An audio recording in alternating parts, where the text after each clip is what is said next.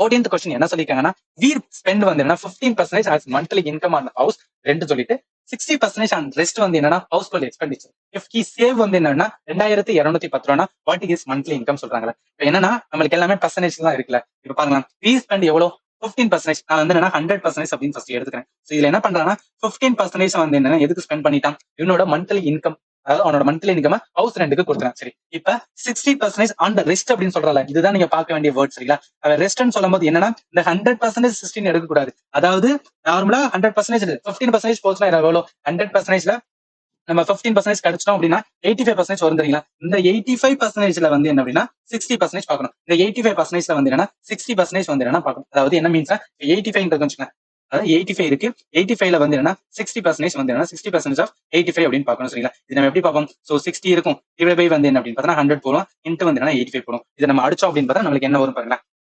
So இதை அடிக்கலாம், எதால அடிக்கலாம், இங்க ஜீரோக்கு இந்த ஜீரோ போயிடும். வேற என்ன அடிக்கலாம் அப்படின்னா ஸோ ரெண்டால அடிக்கலாம், 3 2 6 5 10 1 5 5. ஸோ இதை அடிச்சோம் அப்படின்னு பார்த்தா என்ன வரும், 17 வரும். ரைட், 17 5 வந்து என்ன 17 5 வந்து என்ன அப்படின்னு பார்த்தா 85. இப்ப 17 இன்ட்டு 3 நான் மல்டிப்ளை பண்ணேன் அப்படின்னு பார்த்தா எனக்கு என்ன வரும், 51 வரும். ரைட், நான் என்ன பண்றேன், என்ன சொல்ல வரேன் அப்படின்னு பார்த்தீங்கன்னா ஃபர்ஸ்ட் 100% வந்து என்னன்னா இவங்க கிட்ட இருந்துச்சு. ரைட்டா, அதுல 15% வந்து யாருக்கு கொடுத்துட்டான் அப்படின்னு பார்த்தீங்கன்னா ரெண்டுக்கு வந்து என்னன்னா கொடுத்துட்டான். மிச்ச இதுல 60% அந்த ரெஸ்ட், மிச்ச ரிமைனிங் 80% வந்திருக்கும். இந்த 80%ல 51% வந்து என்ன அப்படின்னு பார்த்தீங்கன்னா யாருக்கு கொடுத்துட்டான் அப்படின்னு பார்த்தீங்கன்னா ஹவுஸ் ஹோல்டுக்கு வந்து என்ன செலவு பண்ணிட்டான். ரைட்டா, இவன் என்ன சொல்றான், இவன் சேவ் பண்றது வந்து என்ன 2210. யோசிச்சு பாருங்களேன், 100% இருந்தது, இங்க 15% செலவாயிருச்சு, அடுத்து 51% செலவாயிருச்சு.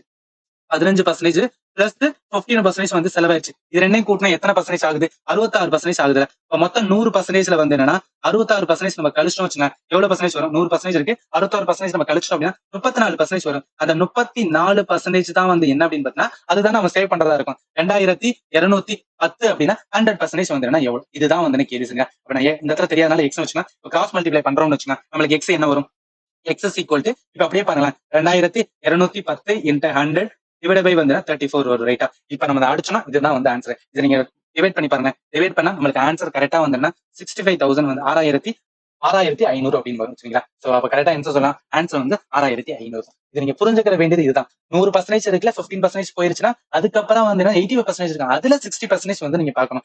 60% பார்த்தா 15% வரும், நம்ம செலவு பண்ணதெல்லாம் வந்து 15%, 15%, மொத்தம் 66%. 66% வந்து நான் ஹவுஸுக்கும் வந்து ஹவுஸ் அதாவது ரெண்டுக்கும் ஹவுஸ் ஃபுல் எக்ஸ்பென்டிச்சர் செலவு பண்ணிட்டேன்னா நான் சேவ் பண்றது 2210. அந்த 2210 34%, 100% எவ்வளவு அப்படிங்கிற ஆன்சர் வந்துருச்சுங்களா.